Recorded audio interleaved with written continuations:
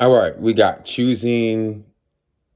uh ex- choosing the extraordinary life.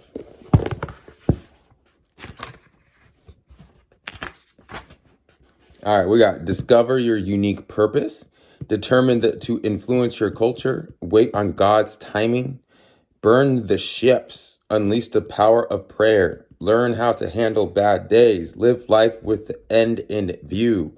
And then final thought, notes, and about the author.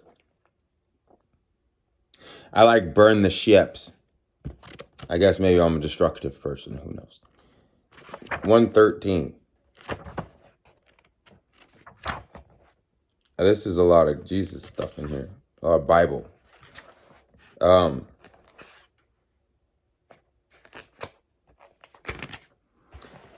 ba, ba, ba, ba.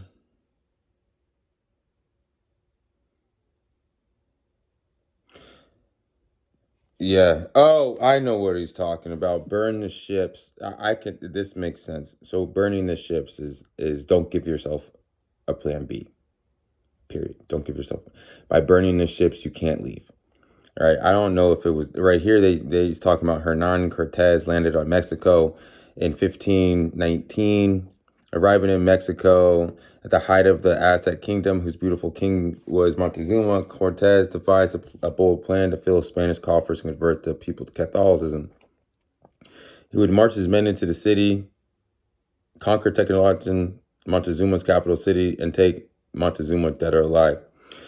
Now, when you're reading this, it's just, I mean, they pretty much just like softened everything over. Like, what about the millions of people they decimated? But this is a story about God, I think. But was no simple task. The distance from Villarica to Tenochtitlan was some 200 cactus-filled and snake-infested miles. Cortez and his men would have traversed unfamiliar ground, surrounded by hostile natives, with no supply line. Food where success was sketchy, failure was likely. Well, that's also not all the way true, because Hernan Cortez and the conquistadors grouped up with other little villages and things that didn't like the Aztecs. So that's not like they were all by themselves. However, that's not.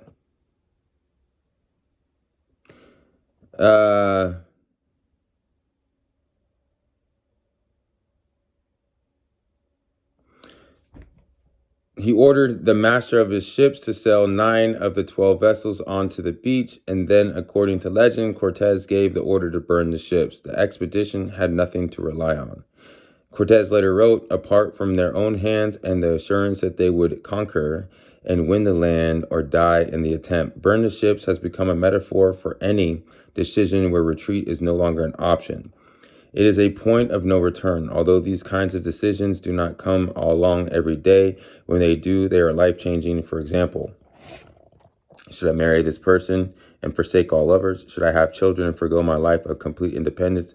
Should I accept this new job in a different city? Should I commit my life completely to obeying God, regardless of the short-term consequences? I knew there was the God thing coming in there somewhere. And now we get to the God stuff.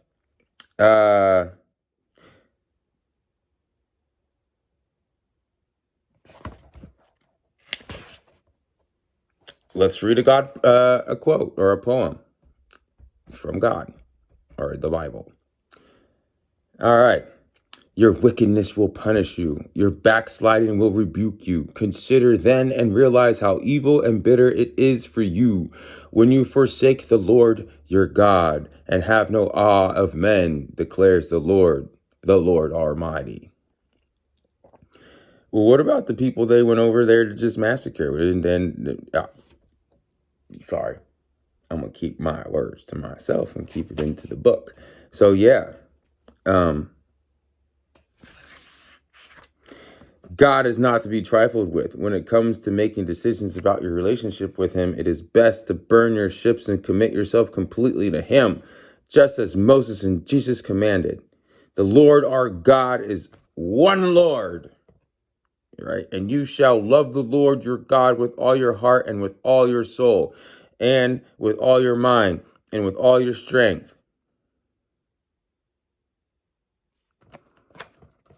I'm going to read the book.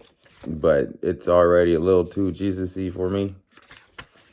I apologize if you're Jesus-y. Hey, that's great. Shake your hand. But this is a little much for me because the whole book's about it. Elijah obeyed God fearlessly. Elijah followed God faithfully. I mean, look, there is God. Look at let me show you. It's little paragraph. Little paragraph. Now, if you like God, then you got to read this book, man. His name's in here, every other word. So 1, 2, 3, 4, 5, 5. There's only like 10 lines. There's five gods. Okay, here we go. For you, following God fearlessly may mean moving.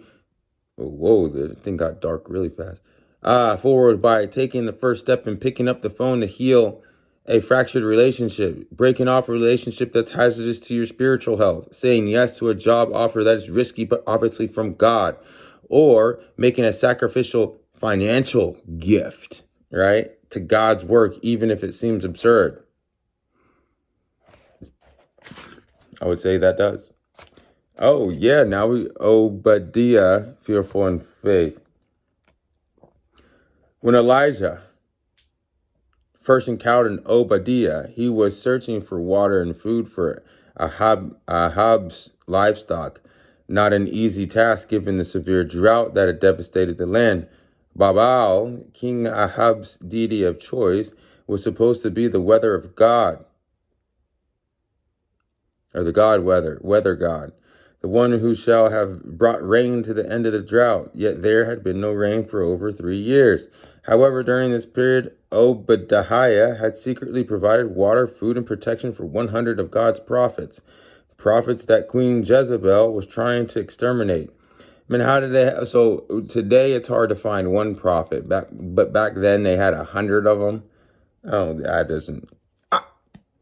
Sorry. I'm not supposed to put my opinion in this. It's over time. It's over time. I'm done.